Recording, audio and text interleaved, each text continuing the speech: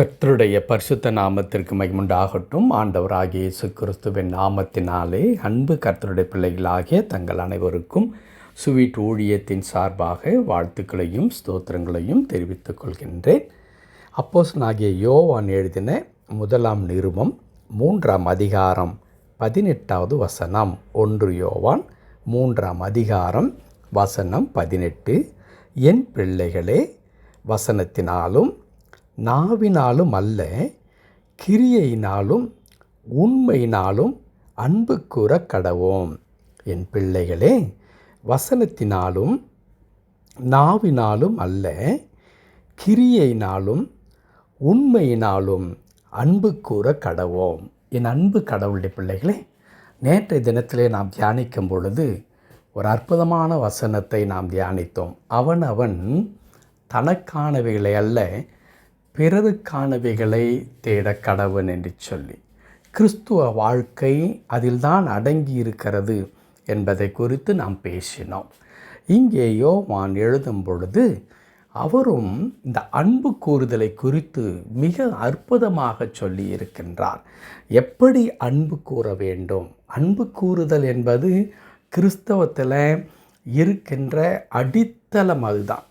அன்பில்லாதவன் தேவனை அறியான், தேவன் அன்பாகவே இருக்கிறார் என்று எழுதப்பட்டிருக்கிறது. அப்படியானால் கடவுளுடைய பிள்ளைகள், கிறிஸ்தவர்கள், ஆண்டவராகிய இயேசு கிறிஸ்துவை தன் சொந்த இரட்சகராக ஏற்றுக்கொண்டவர்கள் என்பது எதை கொண்டு வெளிப்படுத்தப்பட வேண்டும் என்றால், அன்பை கொண்டு தான் வெளிப்படுத்தப்பட வேண்டுமே தவிர ஒரு கிறிஸ்தவ பெயரை வைத்துக் கொள்வதினாலோ, கிறிஸ்தவ அடையாளங்கள் உடைய அணிகலன்களை அணிந்து கொள்வதினாலோ, அல்லது கிறிஸ்தவ ஆலயங்களுக்கு சென்று வழிபாடு செய்வதனால் அல்ல.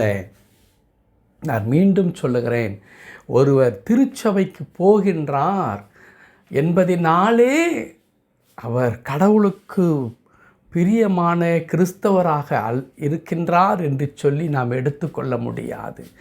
மாறாக நாம் எப்படிப்பட்டவர்களாக இருக்க வேண்டுமாம்? அன்பு கூறுகிறவர்களாக இருக்க வேண்டும்.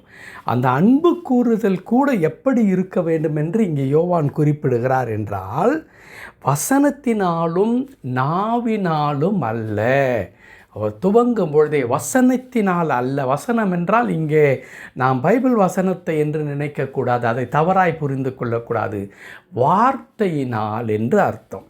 வார்த்தையினாலே அல்ல, நாவினால் அல்ல, வெறும் வாய்ச்சொல்லினால் அல்ல என்பதுதான் அந்த 2 வார்த்தையுடைய இன்றைய எளிய தமிழின் புரிதலாக இருக்கிறது. வெறும் வாய்ச்சொல்லினால் அன்பு கூறுகிறவர்களாக அல்ல என்று குறிப்பிடப்படுகின்றது. என் அன்பு கடவுளுடைய பிள்ளைகளே, இன்றைக்கு அநேகருடைய அன்பு செலுத்துதல் என்பது எப்படி இருக்கிறது? வெறும் வாயிலே இனிக்க இனிக்க பேசுகிறவர்களாக தான் இருக்கிறார்களே தவிர, அவர்கள் செயல்பாட்டிற்குள்ளாக அன்பை காண்பிக்கிறவர்களாக இருப்பதில்லை. எங்களுடைய கிராமத்தில் சொல்லுவார்கள், வாய் வாழைப்பழம், கை கருணைக்கிழங்கு என்று சொல்வார்கள். அப்படி வாயிலே இருந்து வருகிற வார்த்தை மிருதுவாக இருக்கும். ஆனால் செயல்களை பார்க்கும் பொழுது அந்த வார்த்தைக்கும் இவர்களுக்கும் எந்த விதமான பொருத்தமும் இருக்கவே இருக்காது. என் அன்பு கடவுளுடைய பிள்ளைகளை, வேத வசனம் அழகாய் சொல்லுகிறது, வசனத்தினாலும் நாவினாலும் அல்ல. அப்படி என்றால் எப்படி அன்பு கூற வேண்டும்? கிரியையினாலும் உண்மையினாலும் அன்பு கூற கடவோம். கிரியையினாலே, செயலிலே நாம் அன்பை காண்பிக்க, லவ் இன் ஆக்ஷன். செயலினாலே, உண்மையினாலே நாம் அன்பு கூற வேண்டுமா? உண்மையாய் நாம் அன்பு கூற வேண்டும். உண்மையாய் நாம் செயலிலே அன்பை பிறர் மீது நாம் காண்பிக்கிறவர்களாக நாம் இருக்கணும். அதைதான் இந்த யோவான் இந்த வசனத்தை ஆரம்பிக்கும் பொழுதே பிள்ளைகளே என்று ஆரம்பிக்கிறார். பிள்ளைகள் என்றால் அவருடைய பிள்ளைகள் என்று அல்ல, கடவுளுடைய பிள்ளைகள். அப்படியானால் கடவுளுடைய பிள்ளைகள் வசனத்தினாலும் நாவினாலும் அன்பு கூறுகிறவர்கள் அல்ல, வார்த்தையினாலே அன்பு கூறுகிறவர்கள் அல்ல, உண்மையினாலும் செயலினாலும் அன்பு கூறுகிறவர்களாக இருக்க வேண்டும். நாம் அப்படிதான் ஒருவர் மீது ஒருவர் நாம் அன்பு செலுத்த வேண்டும்.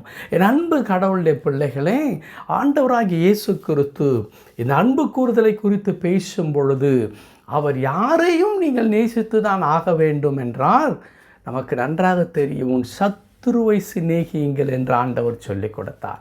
சத்துருவையே சிநேகிக்க சொல்லிக் கொடுத்திருக்கிற ஆண்டவர் நம்முடைய உறவுகளை, நமக்கு அருகில் இருப்பவர்கள், ஒருவேளை நாம் அவர்களுக்கு துன்பத்தை அவர்கள் நமக்கு விளைவிக்கிறவர்களாக இருந்தால் கூட, நம்மை புரிந்து கொள்ளாதவர்களாக இருந்தாலும், நம்மை காயப்படுத்துகிறவர்களாக இருந்தாலும், நம்மை குறித்து எப்பொழுதுமே தவறான கருத்துடையவர்களாக இருந்தாலும் கூட, நான் ஒரு கடவுளுடைய பிள்ளை, இந்த குடும்பத்திலே நான் ஒரு கடவுளுடைய பிள்ளையாக இருக்கிறேன், இந்த ஊழியத்திலே நான் ஆண்டவரை பிரதிபலிக்கிற ஒரு மகனாக, ஒரு ஊழியக்காரனாக நான் இருக்கின்றேன், நான் வசிக்கிற இடத்துல ஒரு கிறிஸ்தவன் என்ற அடையாளத்தில் நான் வாழ்ந்து கொண்டிருக்கிறேன், நான் வேலை செய்கிற இடத்துல நான் ஒரு கிறிஸ்தவனாக நான் அறியப்பட்டிருக்கிறேன்.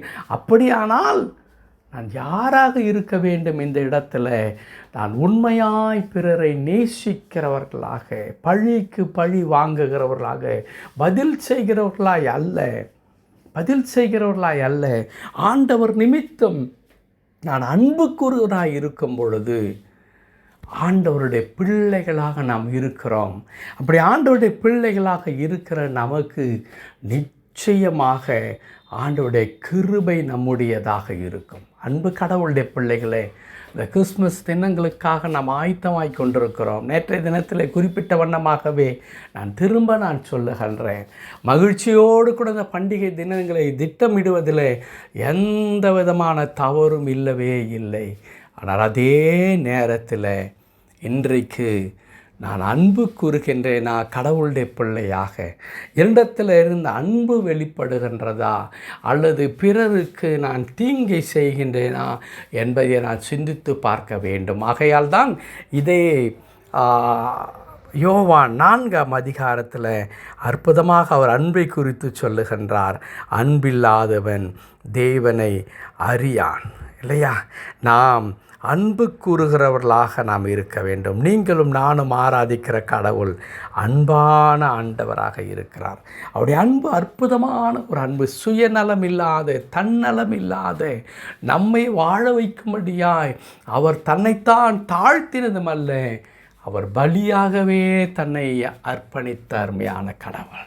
அப்படிப்பட்ட அன்புடைய கடவுளுடைய பெயரை தரித்து கொள்ளுகிற நாம் அன்பில்லாதவர்களாக நாம் வாழ்வோமானால் ஆண்டவர் நம்மை குறித்து எவ்வளவு வேதனைப்படுவார். ஆகையால் அன்பு செலுத்துவோம். அன்பு செலுத்துவதின் மூலமாய் ஆண்டவருடைய அன்பு நம்மீது இன்னும் அதிகமாய் பொழியப்படும். கர்த்தர் தாமே இந்த வார்த்தையின்படியே நம் ஆண்டவருடைய பிள்ளைகளாய் இருக்கும்படி அன்பு பாராட்டுகிற அந்த கிருபையும் பலனையும் தந்து தொடர்ந்து வழி நடத்தி அருளுவாராக. ஆமேன், ஆமேன்.